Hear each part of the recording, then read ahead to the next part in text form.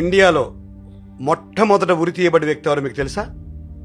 రాజులు రాజ్యాల కాలంలో కాకుండా ఆధునిక భారతదేశంలో బ్రిటిష్ వారి సమయంలో ఈ సంఘటన జరిగింది. 1755 ఆగస్టు 5వ తారీఖున ఒక వ్యక్తి ఉరి తీయబడ్డాడు. అతని పేరు నందకుమార్.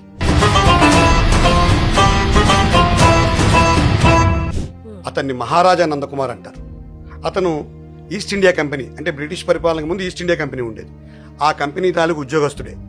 బర్ద్వాను, నదియా, హుగ్లీ అనే 3 జిల్లాలలో పన్నులు వసూలు చేసే అధికారి అతను. బెంగాల్ ప్రెసిడెన్సీకి గవర్నర్ జనరల్ వారన్ హేస్టింగ్స్, అంటే బ్రిటిష్ వాళ్ళ హెడ్. అతను కరప్ట్ ప్రాక్టీస్ చేస్తున్నాడని, డబ్బులు దుర్వినియోగం చేస్తున్నాడని చెప్పి బెంగాల్ సుప్రీం కౌన్సిల్లో సాక్ష్యాధారాలతో సహా, అంటే ఒక చిన్న గుమస్తా ప్రధానమంత్రికి అగెనిస్ట్ గా కేసు వేసినట్టు ఇతను వెళ్ళి సుప్రీం కౌన్సిల్లో కేసు వేశాడు. వారన్ హేస్టింగ్స్ కి మండిపోయింది.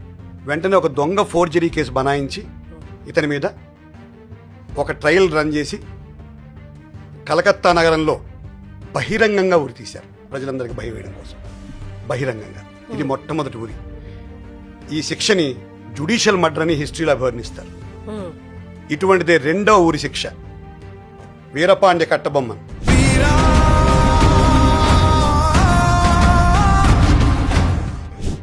అతను పంచాలి కురిచి అనే ఒక ప్రావిన్స్కి తమిళనాడులో ఒక చిన్న సైజు రాజు, ట్యాక్స్ కలెక్ట్ చేసే ఉద్యోగం అతను. బ్రిటిష్ వారి పన్ను విధానానికి వ్యతిరేకంగా పోరాటం మొదలుపెట్టాడు. పన్నులు కట్టడం ఆపేశాడు, మిగతా వాళ్ళతో కూడా ఆపించేశాడు. అతన్ని బ్రిటిష్ వారు దొంగతనంగా పట్టుకుని 15 రోజులు ట్రయల్ చేసి అతన్ని కూడా ఒక వేప చెట్టుకి బహిరంగంగా ఉరి తీశారు. ఇది రెండవ ఉరి. ఇది అక్టోబర్ 16, 1799 జరిగింది. తర్వాత ఈస్ట్ ఇండియా కంపెనీ నుంచి బ్రిటిష్ రాణి చేతుల్లోకి భారతదేశం వెళ్ళిపోయింది.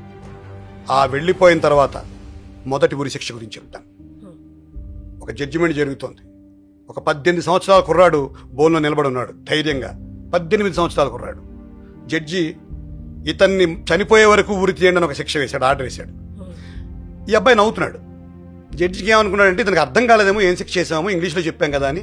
ఏమయ్యా నీకు ఏ శిక్ష వేసినా అర్థమైందా అని అడిగాడు. I understood, I'm going to be hanged అన్నాడు ఆ కుర్రాడు నవ్వుతూ. అని మీకు కొంచెం సమయం ఉంటే బాంబులు ఎలా తయారు చేయాలో మీకు నేర్పిస్తాను జడ్జి గారు అని విలాసంగా నవ్వుకుంటూ బయటికి వెళ్ళిపోయాడు.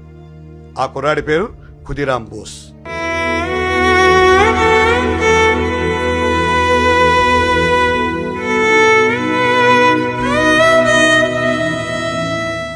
బెంగాల్లో మెడ్నపూర్ జిల్లాలో ఒక తహసీల్దార్ కడుపును పుట్టాడు. వాళ్ళ నాన్న బ్రిటిష్ సామ్రాజ్యంలో తహసీల్దార్, డబ్బున్నవాడు. 15 ఏళ్లకే దేశం గురించి, స్వాతంత్రం గురించి విపరీతమైన ఆలోచనలు వచ్చావు ఆ కుర్రాడికి.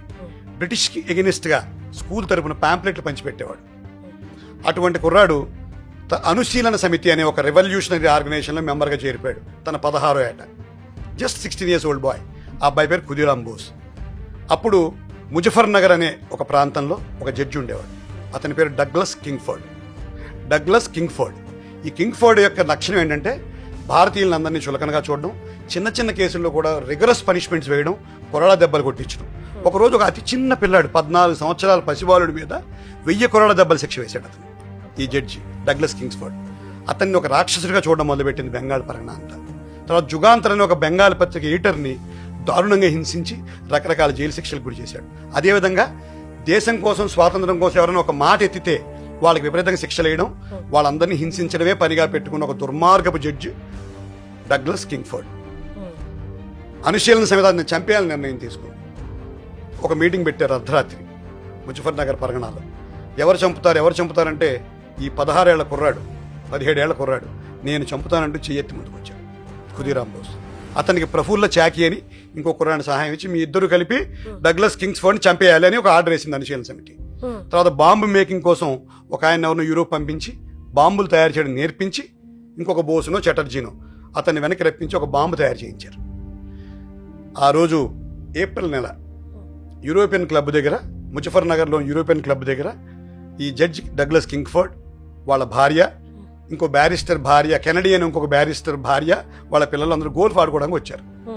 ఆ సమయానికి వీళ్ళందరూ రెక్కి నిర్వహించారు. అంతకుముందు ఒక బుక్ బాంబు ద్వారా ట్రై చేశారు, ఫెయిల్ అయ్యారు ఈ పిల్లలిద్దరు. ఒక బుక్ బాంబు పెట్టి పంపించారు, అది పేలలేదు.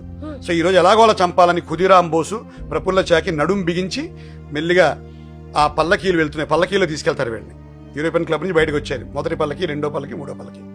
రెండో పల్లకీలో ఈ డగ్లస్ కింగ్స్ఫోర్డ్ ఆయన భార్య కూర్చుని ఉన్నారు. వీళ్ళిద్దరూ అతిపెద్ద బాంబు ఒకటి విసిరేశారు వాళ్ళ మీద.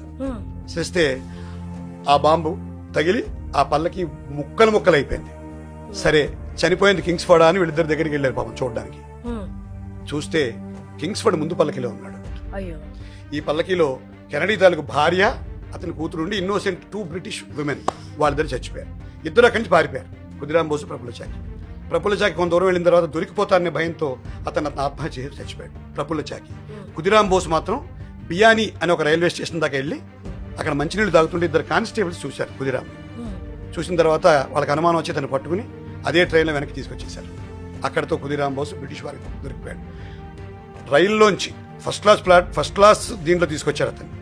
దిగి నడుస్తూ వెళ్తుంటే బయట అతన్ని తీసుకెళ్లే పోలీసు వాహనం దాకా విలాసంగా జుట్టుని విసురుకుంటూ నవ్వుతూ ఒక నిర్లక్ష్య ధోరణితో వెళ్తున్న ఆ కుర్రాడి గురించి స్టేట్స్మెన్ అని ఇంగ్లీష్ పేపర్ రాసింది.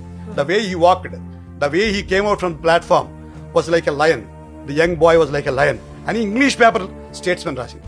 తీసుకెళ్లారు. తర్వాత ఖుదీరాం బోసుని సెషన్స్ కోర్టులో ప్రవేశపెట్టారు. వాదోపవాదాల తర్వాత ఇతని తరపున వాదించడానికి కొంతమంది బెంగాల్ లాయర్లు ఫ్రీ ఆఫ్ కాస్ట్ వాదించారు ఖుదీరాం బోసు తరపున. సెషన్స్ కోర్టు జడ్జి ఇండియనే ముజుందార్ ఉరిశిక్ష విధించాడు. చిన్నవాడు, కుర్రవాడు, యావజ్జీవ కారాగార శిక్ష వేద్దాం అలాంటి ఆలోచనలు రాలా. హైకోర్టుకి అప్పీల్ చేద్దామన్న లాయర్ల మాటల్ని ఇతను పెడచమని పెట్టాడు. నేను భారతదేశం కోసం చచ్చిపోతాను, భారతమాత కోసం అన్నాడు. లేదు యావజ్జీవ కారాగార శిక్ష పడితే నువ్వు జైలు నుంచి ఇంకా స్వాతంత్రోద్యమాన్ని నడిపించవచ్చని ఒక చిన్న ఆశ కల్పించారు ఈ కుర్రాడికి. సో మళ్ళీ హైకోర్టుకి వెళ్ళింది. అక్కడ లాయర్లు అందరూ గట్టిగా వాదించారు. వాదించినప్పుడు అప్పుడిద్దరు బ్రిటిష్ జడ్జిలు, టూ జడ్జి బెంచ్ అది, వాళ్ళిద్దరూ ఫైనల్గా ఇతనికి ఉరిశిక్ష విధించారు. ఆగస్ట్ 11వ తారీఖు 1908వ సంవత్సరంలో ఇతన్ని ఉరి విధించి ఆ ఉరిశిక్షను అమలు చేశారు. Khudiram Bose was hanged just at the age of 18. నూనూగు మీసాల నూతన యవ్వనంతో ఉన్న ఒక యువకుడు భరతమాత ఒడిలో నేల కొరిగాడని చెప్పొచ్చు. కానీ గర్వంగా ఉరిగాడు. ఉద్యమం నిలబాలుడా వీరుడా అభిమన్యుడా, ఉద్యమం నిలబాలుడా వీరుడా అభిమన్యుడా. దీని మీద చాలా పేపర్లు గొప్పగా రాశాయి. ఇతన్ని లాస్ట్ స్టేట్మెంట్ అడిగారు. ఊరికి అడిగితే నేను చైల్డ్హుడ్లో చాలా నాటీ బాయ్ని, స్కూల్కి వచ్చిన తర్వాత భారతదేశం గురించి ఆలోచన వచ్చిన తర్వాత నాలో బాధ్యత పెరిగిందని ఒక స్టేట్మెంట్ ఇచ్చాడు. తర్వాత చాలా విచిత్రం, అన్ని పేపర్లు, ఇంగ్లీష్ పేపర్లు, బెంగాల్ పేపర్లు, అన్ని పేపర్లు కూడా రాసింది ఒక్కటే. ఇతను the way he walk to the gallows, ఆ ఉరికొయ్య దగ్గరికి నడిచిన విధానం గురించి చెప్పారు. అద్భుతం. ఉరికొయ్య దగ్గర నడిచిన విధానాన్ని చెప్పారు. భయం లేదు. ఉరితాడును ముద్దు పెట్టుకునే విధానం చెప్పారు. నవ్వడం, అతని మొహం మీద ఒక చిరునవ్వు, ఆ చిరునవ్వుతో ఆ గ్యాలోస్కి వెళ్ళి ఆ ఉరిశిక్షని విధింపజేసుకుని భారతమాత స్వాతంత్రం కోసం, మనందరం స్వేచ్ఛావాయువులు పీల్చడం కోసం నేల కొరిగిన గొప్ప యోధుడు ఖుదీరాం బోస్. చరిత్రలో ఉరి తీయబడిన మూడో వ్యక్తిగా చెప్పినా నిజానికి ప్రాపర్ బ్రిటిష్ ఇండియాలో ఒక జడ్జిమెంట్లు, సెషన్స్ కోర్టులు, హైకోర్టులు, అప్పీల్స్ అన్నిటి ద్వారా ఉరి తీయబడిన మొట్టమొదటి వ్యక్తిగా మనం ఈ కుర్రాడి గురించి చెప్పొచ్చు. ఈజ్ ఖుదీరాం బోస్.